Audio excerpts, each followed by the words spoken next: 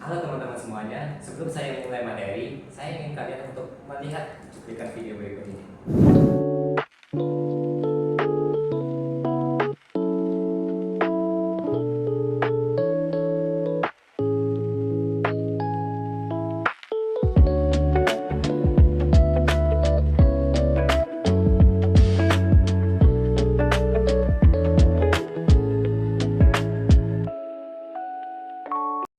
Dari cuplikan video tadi, saya ingin bertanya satu pertanyaan sederhana kepada teman-teman.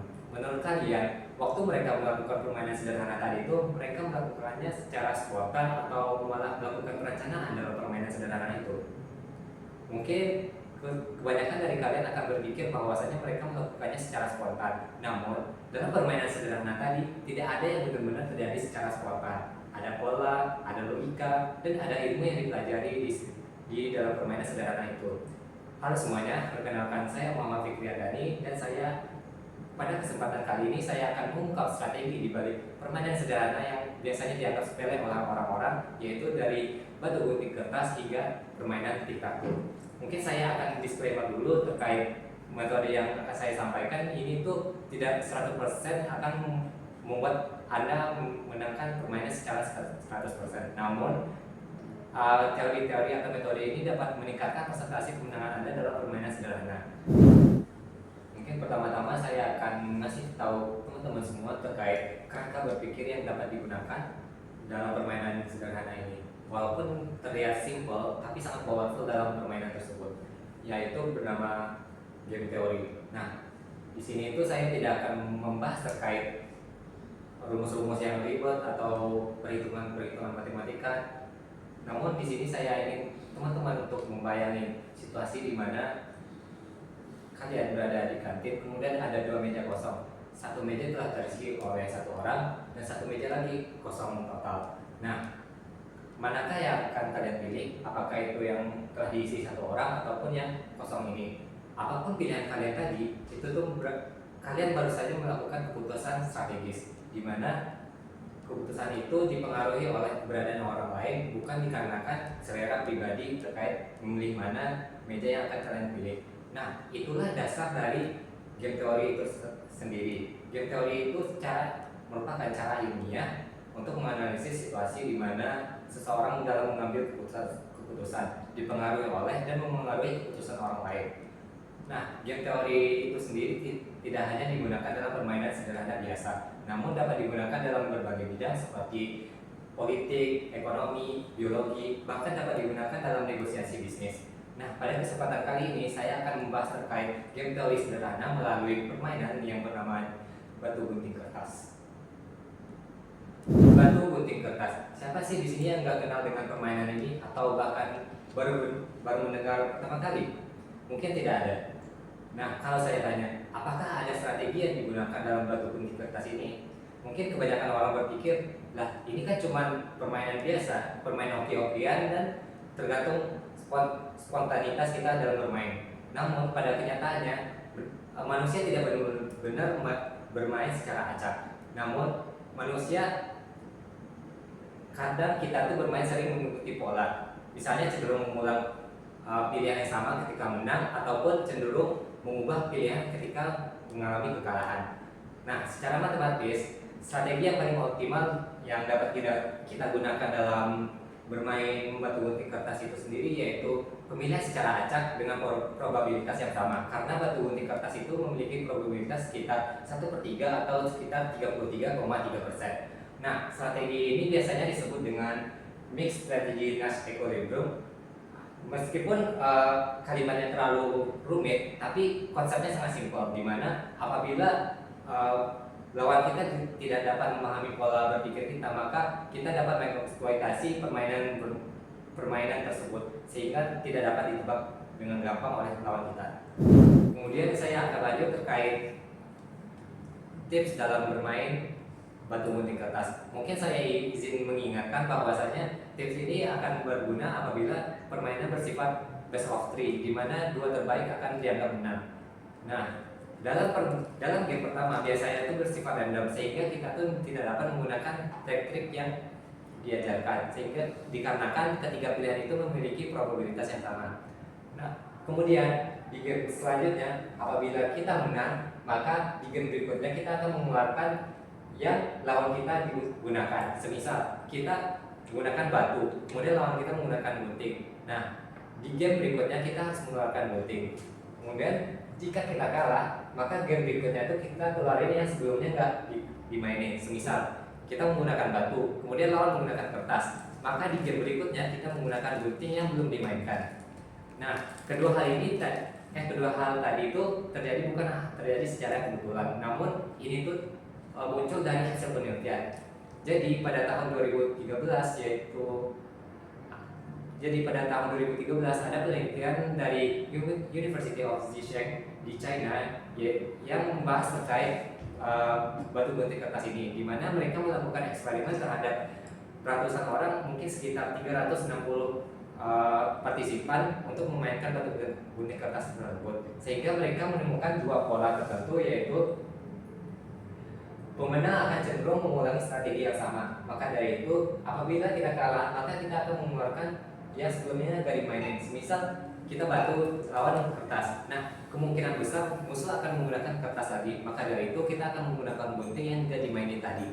Kemudian yang kedua, apabila yang sering kalah akan cenderung akan ganti permainan. Semisal kita batu lawan gunting, besar kemungkinan mereka akan mengganti ke kertas untuk mengantisipasi dari batu yang tadi. Maka dari itu kita harus menggunakan gunting yang dimainkan oleh lawan tadi untuk meningkatkan probabilitas kemenangan kita. Jadi meskipun secara teori batu gunting kertas itu tidak dapat dikendalikan atau dikuasai secara 100%, kita tuh dapat mengatur strategi dan celah yang ada di dalam permainan tersebut. Nah, kali ini saya ingin bertanya kepada teman-teman, pada waktu memainkan permainan batu gunting kertas ini, apakah pernah kalian berpikir bahwa terdapat pola-pola yang ada di dalam permainan ini, atau menurut kalian ini tuh cuma permainan yang feeling aja? Nah, itu tuh biasanya disebut dengan heuristik, di mana itu tuh merupakan keputusan cepat yang berbasis intuisi. Nah, heuristik ini sangat mudah ditebak oleh lawan apabila mereka itu sudah memahami pola bermain dari kita atau memahami cara bermain kita dalam permainan sederhana ini. Oke, mungkin sekarang saya akan membahas terkait permainan tic-tac-toe, di mana jika dalam batu gunting kertas kita tidak dapat mengetahui pilihan lawan kita sebelum mereka mengambil keputusan. Sedangkan kalau dalam permainan tic-tac-toe, semua informasi itu bersifat terbuka. Papan permainan terlihat, semua langkah yang dipilih lawan terlihat, dan tidak ada yang disembunyikan dari pemain lawan maupun dari kita sendiri. Nah, yang artinya kemenangan dalam tic-tac-toe ini itu bukan soal keberuntungan, melainkan bagaimana kita dapat menyusun strategi dan membaca situasi dalam permainan tersebut. Secara konsep, tic-tac-toe itu merupakan permainan yang dapat dipecahkan, sehingga jika ada dua orang yang saling memahami cara bermain dari tic-tac-toe itu, maka besar kemungkinan hasilnya bakal seri terus. Maka dari itu, dalam kesempatan kali ini saya akan membahas bagaimana cara kita untuk meminimalisir terjadinya kekalahan dalam permainan tic-tac-toe ini. Oke, mungkin saya lanjut ke tips and trik dalam bermain tic-tac-toe. Kalau semisal kita mendapat giliran pertama dalam bermain, usahakan kita mulai dari kotak paling ujung, bisa di sini, di sini, di sini, ataupun di sini. Sebagai contoh, saya akan mulai dari kotak pojok kiri bawah. Nah, kalau semisal lawan kita mulai dari langkah pertamanya dari kotak tengah, maka hasil akhirnya ada dua kemungkinan, yaitu antara menang ataupun seri. Sedangkan kalau semisalnya lawan kita mulai langkah awal dari ketujuh kotak ini selain kotak di tengah, maka dapat dipastikan kita akan memenangkan pertandingan.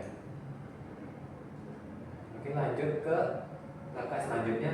Apabila langkah pertama lawan kita itu antara tiga kotak ini, maka kita harus memilih kotak yang ada di sini, yang berseberangan dengan kotak yang dipilih lawan kita. Kemudian kalau semisal langkah awal dari lawan kita itu tiga kotak ini, maka kita harus memilih kotak yang ada di sini untuk langkah keduanya. Dan semisal kalau lawan kita memulai langkah pertamanya dari yang berseberangan dari titik awal kita mainkan, maka kita dapat dua pilihan, yaitu dapat mulai dari sini ataupun yang di sini untuk langkah yang kedua. Mungkin langsung saja saya simulasikan ke permainannya, yaitu misalkan saya mulai dari titik sini dan kemudian lawan mulai dari titik sini, maka harusnya saya mengisi di langkah kedua, saya mengisi di sini. Nah, mau nggak mau lawan akan memilih di sini, karena kalau misalnya enggak, maka kita akan otomatis menang karena terdapat 3 baris yang sama. Kemudian menutup sini, dan dengan langkah terakhir kita dapat mengambil 2 langkah, yaitu bisa taruh di sini ataupun di sini, karena udah pasti menang melalui cara ini atau ini. Jadi percuma saja kalau lawan mau menutup kemenangan kita. Ini juga langsung menang secara diagonal, ini secara diagonal dan horizontal. Nah, sementara itu jika kita mendapatkan giliran kedua, kalau misalnya lawan mulai dari titik pojok, usahakan kita langkah awalnya dari titik tengah. Dan kalau misalnya lawan mulai dari titik tengah, kita usahakan mulai dari titik pojok kanan, kiri, bawah, atas, bawah, seperti ini. Dan usahakan untuk langkah awal jangan dimulai dari posisi ini. Nah, untuk kalau misalnya kita dapat giliran kedua tuh, kita hanya dapat berfokus untuk pilihan lawan untuk agar mereka tidak dapat 3 simbol yang sama. Makanya kita tuh kalau di giliran kedua tuh hanya berfokus ke pertahanan biasanya. Oke teman-teman, ada satu hal yang ingin saya sampaikan kepada kalian, yaitu pengetahuan dapat mengubah cara kita bermain, bukan hanya dalam bermain, tapi dalam mengambil keputusan dalam kehidupan sehari-hari. Baik itu seperti dalam negosiasi, dalam kerjasama tim, dalam persaingan karir, dalam memilih teman, bahkan dalam memilih pasangan hidup. Dalam setiap situasi tadi itu merupakan salah satu bentuk dari permainan, yang dimana permainan itu terdiri dari pemain, strategi, dan hasil yang diperoleh dari permainan itu sendiri. Maka dari itu, apabila kalian dapat memahami struktur dan pola dari permainan itu, maka kalian memiliki keunggulan dalam mengambil keputusan. The best move is always the one your opponent doesn't expect. Dimana dalam membuat langkah yang terbaik, kalian harus memahami terlebih dahulu bagaimana permainannya, bagaimana strukturnya, bagaimana cara kita untuk membaca situasi dan menyusun strategi yang ada dalam permainan itu sendiri. Mungkin sekian dari saya, terima kasih banyak atas perhatiannya. Saya harap kalian tuh tidak memandang permainan batu gunting kertas dan tiktak tuh seperti yang sebelumnya, yang kalian sangka itu hanya bersifat spontanitas atau bersifat random aja. Mungkin saya Muhammad Fikri Adani izin undur diri. Wassalamualaikum warahmatullahi wabarakatuh.